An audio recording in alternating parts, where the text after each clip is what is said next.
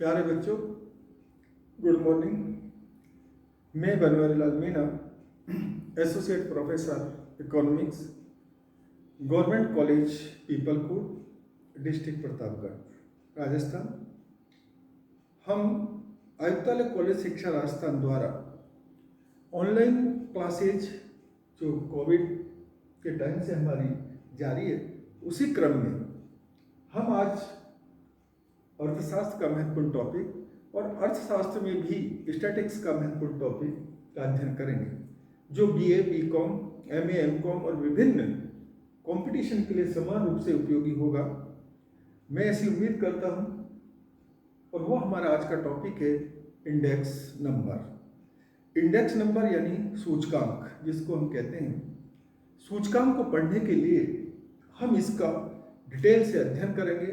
हम इसका मीनिंग, इसकी इम्पोर्टेंस, इसकी लिमिटेशंस और किस तरह से किन किन सांख्यिकी विदों ने इसके लिए अपने फॉर्मूले या सूत्र दिए, उनकी चाहे क्रोकेस्टन हो, काउडेन हो, लॉस्पेयर हो, पासे हो, फीसर हो, उन सब का डिटेल से अध्ययन करेंगे।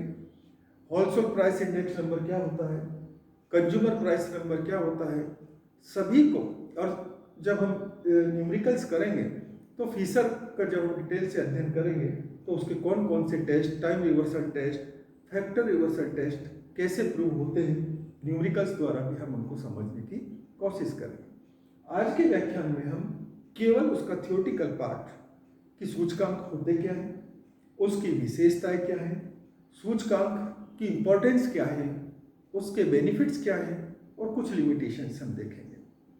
तो सूचकांक जब हम अध्ययन करते हैं तो सबसे पहले क्रोकेस्टन एंड काउडेन जो सांख्यिकीविद थे, उन्होंने इसको परिभाषित करने का प्रयास किया। बहुत से सांख्यिकीविदों ने अलग अलग परिभाषाएं दी, लेकिन हम कह सकते हैं कि सबका सार या निष्कर्ष या निचोड़ एक ही है। तो सीधी भाषा में हम कहें क्रोकेस्टन एवं काउडेन के अनुसार कि जो इसका मीनिंग है, अर्थ है कि संबंधित चर मूल्यों के आकार में होने वाला परिवर्तन ही सूचकांक कहलाता है। संबंधित चर मूल्य के आकार में होने वाला परिवर्तन ही सूचकांक कहलाता है। यह चर मूल्य का हम तात्पर्य आकार में कैसे परिवर्तन होता है, तो देखिए, जब भी हम सूचकांक पढ़ेंगे, इंडेक्स नंबर पढ़ेंगे, तो ये बात क्लियर हो जानी चाहिए कि इसमें दो तरह के ईयर्स का हम यूज करेंगे। दो तरह के, न्यूमेरिकल्स में भी और थ्योरी में भी। दो तरह के बेस ईयर के ईयर्स का मतलब है, एक हमारा होगा बेस ईयर और एक हमारा होगा करंट ईयर। तो बेस ईयर को हम आधार वर्ष कहते हैं हिंदी में, और करंट ईयर्स को चालू वर्ष या प्रचलित वर्ष हम कहते हैं।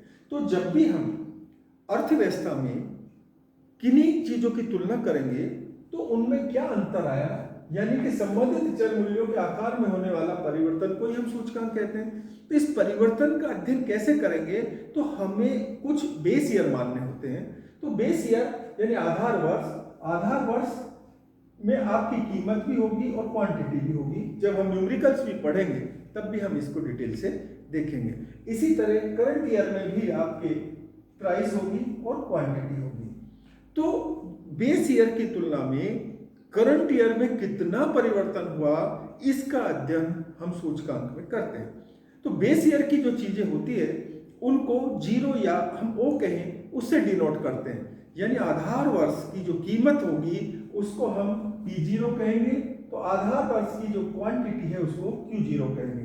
तो कहीं भी हम जब न्यूमेरिकल्स करेंगे या थ्योरी पढ़ेंगे तो P0 Q0 का मतलब हुआ, P का मतलब है कीमत और 0 लग गया यानी आधार वर्ष की कीमत, और Q का मतलब है क्वांटिटी और 0 लग गया यानी आधार वर्ष की मात्रा, क्वांटिटी। इसी तरह P1 और Q1 जब हम करंट ईयर की बात करते हैं तो कि करंट ईयर को हम P और Q के साथ 1 से डिनोट करते हैं। तो P1 का मतलब हुआ कि प्राइस करंट ईयर की, यानी प्रचलित वर्ष की कीमत का हम अध्ययन करना चाह रहे हैं, और Q का मतलब होता है क्वांटिटी, और Q के 1 लगने से उसका मीनिंग हो गया कि ये जो क्वांटिटी है ये करंट ईयर की हुई। अर्थात क्रोकेस्टन एंड काउडेन यही कहना चाह रहा था कि संबंधित चर मूल्यों के आकार में होने वाला परिवर्तन ही सूचकांक है। अर्थात आधार वर्ष और प्रचलित वर्ष में जो अंतर आता है उसका अध्ययन हम सूचकांक या इंडेक्स नंबर के द्वारा करते हैं। तो आधार वर्ष की तुलना के लिए हम प्रचलित वर्ष दोनों को तुलना करेंगे। आधार वर्ष की कीमत और मात्रा को P0 Q0 कहेंगे और करंट ईयर की जो प्राइस और क्वांटिटी है उसको P1 और Q1 के रूप में हम जानेंगे। अब बात आती है कि जो इंडेक्स नंबर है, जो सूचकांक है, उसकी मुख्य बातें या विशेषताएं क्या हैं। तो देखिए, पहली विशेषता देखें, ये परिवर्तनों का सापेक्षिक माप है। जो इंडेक्स नंबर है, जो सूचकांक है, जो बेस ईयर और करंट ईयर उनका रिलेटिव चेंजेज का अध्ययन करते हैं। सापेक्षिक, केवल निरपेक्ष रूप से एब्सोल्यूट वैल्यू का अध्ययन नहीं करते हैं, उसके साथ साथ बहुत सारे फैक्टर्स का भी इसमें अध्ययन किया जाता है। अर्थात पहली विशेषता के रूप में हम कह सकते हैं कि इंडेक्स नंबर परिवर्तनों का सापेक्षिक या रिलेटिव चेंजेज को व्यक्त करता है। ये इसकी पहली विशेषता हुई।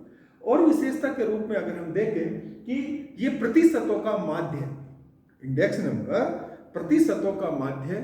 प्रतिशतों का माध्य का मतलब हुआ, जब हम बेस ईयर लेते हैं तो उसकी जो कीमत है उनको हम 100 मानकर उनका माध्य निकालकर प्रचलित वर्ष के माध्यों का, माध्य कीमतों का हम अध्ययन करते हैं। इसलिए हम कह सकते हैं कि जो इंडेक्स नंबर है या सूचकांक है वो प्रतिशतों का माध्य है। और विशेषता के रूप में हम देखें कि ये तुलना का आधार है। तुलना किस चीज की? जैसा कि हमने अभी देखा, जब हम आधार वर्ष और करंट ईयर की बात कर रहे थे तो 2 वर्षों की तुलना का आधार है। इंडेक्स नंबर की सहायता से हम किसी भी वर्ष को आधार वर्ष मानकर और करंट ईयर से तुलना कर सकते हैं। हाँ, ये बात हमें ध्यान रखनी है कि आधार वर्ष ऐसा होना चाहिए जो सार्वभौमिक हो, जिसमें बहुत ज़्यादा उतार चढ़ाव नहीं आए हो, यानी कि कोई ऐसा वर्ष नहीं हो जहाँ पर बहुत ज़्यादा अकाल पड़े हो या बहुत ज़्यादा अतिवृष्टि हुई हो या किसी कारण से कोई महामारी आई हो, क्योंकि उसकी तुलना करने का फिर कोई औचित्य नहीं रहता। वो एक अपवाद के रूप में हम मान सकते हैं। तो जब भी आधार वर्ष लिया जाए वो एक नॉर्मल ईयर को मानना चाहिए, जिससे कि हम करंट ईयर से उसकी तुलना आसानी से करें और एक अच्छे परिणाम हमें, अच्छे रिजल्ट्स हमें उसकी सहायता से मिले। तो हम कह सकते हैं कि इंडेक्स नंबर जो है तुलना का आधार है। व्यापकता, जैसा कि हमने कहा कि बहुत इंडेक्स नंबर का जब हम अध्ययन करते हैं तो बहुत व्यापक दृष्टिकोण से अर्थव्यवस्था के बहुत सारे पार्ट्स को इसमें इंक्लूड करते हुए उसका अध्ययन किया जाता है। तो ये मुख्य रूप से हमने इसकी 3-4 विशेषताएं देखी कि परिवर्तनों का सापेक्षिक माप है, प्रतिशतों का ये माध्य है, साथ ही साथ तुलना का आधार है और बहुत ही व्यापक दृष्टिकोण इसका होता है। महत्व की बात करें, महत्व, लाभ, उपयोगिता कोई विशेष अंतर नहीं है, सब लगभग एक ही तरह के शब्द हैं। लेकिन हम देखें कि अगर इसकी इंपॉर्टेंस की बात करें तो हम कहते हैं कि ये इकोनॉमिक बैरोमीटर है।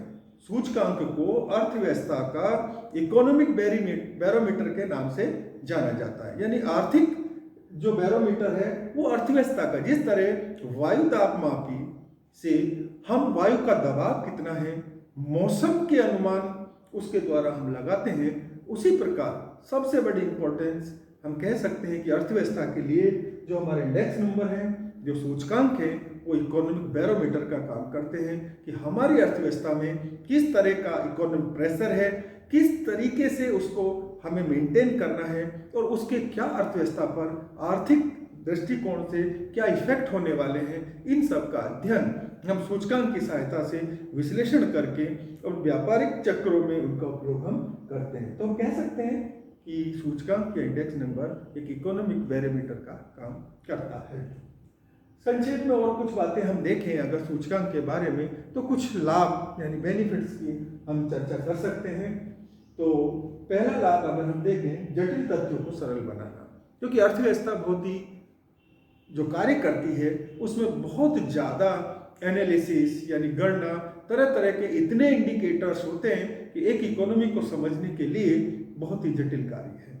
बहुत सारे फैक्टर्स होते हैं एक अर्थव्यवस्था के उतार चढ़ाव को समझने के लिए। उनमें एक सूचकांक की सहायता से एक इजी तरीके से कोशिश की जाती है कि इकोनॉमी में किस तरह के आर्थिक उतार चढ़ाव हो रहे हैं उसको समझा जा सके, तो हम कह सकते हैं कि जटिल तथ्यों को सरल रूप में प्रस्तुत करने का सूचकांक एक बहुत ही उपयोगी माध्यम है। दूसरा, अगर हम इसका लाभ देखें, तुलनात्मक अध्ययन में सहायक। तुलनात्मक अध्ययन का मतलब कि किन्हीं भी 2 वर्ष, यानी जब हम बार बार चर्चा कर रहे हैं बेस ईयर और करंट ईयर, कोई भी बेस ईयर जो नॉर्मलाइज ईयर होगा उसको आधार बनाकर वर्तमान वर्ष में क्या परिवर्तन हो रहा है उनका हम अध्ययन बहुत आसानी से विभिन्न सांख्यिकी विधियों के सूत्रों के द्वारा कर सकते हैं, और हम ये देख सकते हैं कि वर्तमान में स्थिर वर्ष की तुलना में किस तरह के परिवर्तन हो रहे हैं, उनका हम अध्ययन कर सकते हैं। भावी प्रवृत्तियों के संकेत, जब हम ये कहते हैं कि सूचकांक से भावी प्रवृत्तियों के अनुमान भी लगाए जा सकते हैं, इसका तात्पर्य यह हुआ कि जब हम किसी स्थिर वर्ष से वर्तमान करंट ईयर की तुलना करते हैं तो स्थिर वर्ष से आज क्या परिवर्तन हो रहा है उनका हम विश्लेषण करते हैं। फिर जब आज का हम विश्लेषण का अध्ययन करते हैं, साथ ही साथ उनके द्वारा हम ये भी पता लगा सकते हैं कि आगे आने वाले भावी वर्षों में हमारी अर्थव्यवस्था में किस तरह के परिवर्तन संभावित हैं, उनका अनुमान भी सूचकांक या हम इंडेक्स नंबर की सहायता से भावी प्रवृत्तियों का अनुमान भी लगाते हैं। तो हम कह सकते हैं कि भावी प्रवृत्तियों के संकेतक भी सूचकांक होते हैं। अन्य अगर हम लाभ की बात करें तो नीति निर्धारण में सहायक। हम जानते हैं कि किसी भी इकोनॉमी को चलाने के लिए हमारे जो फाइनेंस विभाग से संबंधित अधिकारी कर्मचारी होते हैं वो नीति निर्धारण के लिए उनको बहुत सारे पैरामीटर्स का अध्ययन करना होता है। तो उन पैरामीटर्स में इंडेक्स नंबर भी एक बहुत बड़ा इंडिकेटर होता है कि जो नीति निर्धारक है हमारे देश के, वो इन सूचकांक का उपयोग करके ही अपनी अर्थव्यवस्था किस दिशा में जाने वाली है और क्या हम उसमें सुधार कर सकते हैं। तो नीति निर्धारण में हम कह सकते हैं कि हमारी सरकार द्वारा योजनाएं बनाई जाती है, नीतियों का निर्धारण किया जाता है, तो सूचकांक का उसमें एक बहुत ही महत्वपूर्ण रोल होता है, भूमिका होती है।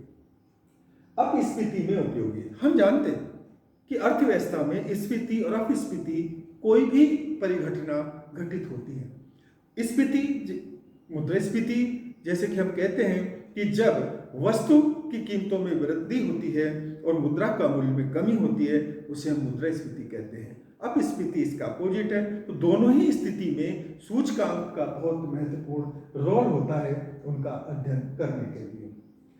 अन्य लाभ की बात अगर हम करें, थोक मूल्य सूचकांक में उपयोग, यानी हमारे देश का अधिकतर देश, सभी देशों में कई तरह के इंडेक्स नंबर सूचकांक का प्रयोग किया जाता है। थोक मूल्य सूचकांक या कंज्यूमर प्राइस इंडेक्स नंबर, दोनों तरह के इंडेक्स नंबर्स का प्रयोग किया जाता है। थोक मूल्य सूचकांक के द्वारा देश में किस तरह के थोक मूल्यों में परिवर्तन हो रहा है उनका अध्ययन किया जाता है, और इंडेक्स नंबर की इसमें बहुत महत्वपूर्ण भूमिका होती है। तो थोक मूल्य सूचकांक के लिए हमारे देश में एक अलग ईयर को बेस ईयर मानकर उनका अध्ययन किया जाता है। हम कह सकते हैं कि पहले हमारे जो थोक मूल्य सूचकांक था वो 2004-05 था, इसके आधार पर ही हम थोक मूल्य सूचकांकों की गणना करते थे, लेकिन वर्तमान में 2004-05 के स्थान पर थोक मूल्य सूचकांक का बेस ईयर बदलकर 2011-12 कर दिया गया है। तो इसका बहुत महत्वपूर्ण लाभ है देश के थोक मूल्यों को जानने में। इसी तरह इंडेक्स नंबर का उपभोक्ता मूल्य सूचकांक के अध्ययन में भी बहुत बड़ा योगदान है, क्योंकि हम जानते हैं कि जो फुटकर मूल्य होते हैं, कंज्यूमर प्राइस इंडेक्स नंबर होते हैं, वो सूचकांक की सहायता से देश में किस दर से मुद्रास्फीति महंगाई बढ़ रही है उनका अनुमान लगाया जाता है, और सरकार अपनी नीति निर्धारण में इस थोक मूल्य सूचकांक के साथ साथ उपभोक्ता मूल्य सूचकांक का भी उपयोग करती है। तो हम जानते हैं कि थोक उपभोक्ता मूल्य सूचकांक भी बहुत महत्वपूर्ण नीति निर्धारण में काम आता है। इसके अलावा उत्पादन मूल्य सूचकांक, देश में उत्पादन की गति किस तरह की है इसका अध्ययन भी हम इंडेक्स नंबर की सहायता से कर सकते हैं। और व्यवसायिक क्रियाओं का सूचकांक, देश में जितनी भी इकोनॉमिक एक्टिविटी होती है, आर्थिक घटनाएं होती है, उन सबको हम एक इंडेक्स नंबर के द्वारा या सूचकांक के द्वारा विश्लेषित कर सकते हैं, जिससे कि नीति निर्धारण में बहुत ही महत्वपूर्ण योगदान होता है। तो इतने सारे इनको अर्थ, इसकी विशेषता, महत्व, लाभ, इनको समझने के बाद फिर भी हम कह सकते हैं कि कोई भी चीज़ परिपूर्ण नहीं होती, उसी तरह इंडेक्स नंबर की भी कुछ लिमिटेशन, कुछ सीमाएं होती हैं। उसमें बहुत तरह की सीमाएं हो सकती हैं कि हमने जैसे कि पढ़ा कि तुलना का आधार है, लेकिन कमी हो सकती है कि आपने अगर बेस ईयर गलत सिलेक्शन कर लिया तो आपका रिजल्ट भी फिर गलत ही आएगा। इस तरह की कुछ लिमिटेशंस हम इसमें देख सकते हैं। नीति निर्धारक जो होते हैं उनकी मनोस्थिति या बायस्ड होना, उनके आधार पर डिसीजन लेना, वो भी एक इसकी लिमिटेशन में आता है। या हम कह सकते हैं कि जब प्रतिशतों का माध्य और प्रतिशतों का माध्य एक जटिल प्रोसेस होता है, उनका ये भी एक इसकी लिमिटेशन हम ले सकते हैं। और भावी प्रवृत्तियों के बारे में जो अनुमान लगाए जाते हैं वो भी ये जरूरी नहीं, जब हम इसकी कमियों में देखते हैं कि वो रियल 100% उस कसौटी पर खरे उतरे। पर फिर भी इंडेक्स नंबर की हमारी इकोनॉमी में बहुत बड़ा योगदान है और उसकी महत्ता, उसकी इम्पोर्टेंस को हम इग्नोर नहीं कर सकते। तो आज हमने जो समझा कि इंडेक्स नंबर, सूचकांक कहते किसे हैं, क्रोकेस्टन और काउडेन की जो परिभाषा थी उसका हमने अध्ययन किया। साथ ही साथ इंडेक्स नंबर, सूचकांक की विशेषताओं का अध्ययन किया, उसका महत्व को हमने समझा, उसके लाभ के बारे में, बेनिफिट्स क्या हैं उनका अध्ययन किया। और उसके अलावा एक इंडेक्स नंबर में कुछ लिमिटेशंस भी होती है, उनका हमने अध्ययन किया। तो मैं उम्मीद करता हूँ कि एक इंडेक्स नंबर को एक ब्रीफ रूप में, थियोरेटिकल पार्ट्स के रूप में समझने में आपको सहूलियत हुई होगी। आगे जब हम इसमें आगे बढ़ेंगे तो हम तरह तरह के सवाल, न्यूमेरिकल्स को सॉल्व करने की कोशिश करेंगे, चाहे वो लॉस्पेयर हो, पासे हो, फीसर हो, और जितने भी सांख्यिकी विदों ने इनको न्यूमेरिकल टर्म्स में जो सॉल्व किया है या जो प्रैक्टिस हम उनकी करेंगे। तो मैं उम्मीद करता हूँ आज के लिए इतना ही, कि आपको ठीक प्रकार से एक रूपरेखा इंडेक्स नंबर की समझ आई होगी। आगे हम इसको विस्तार से पढ़ेंगे। आज के लिए इतना ही। Thank you.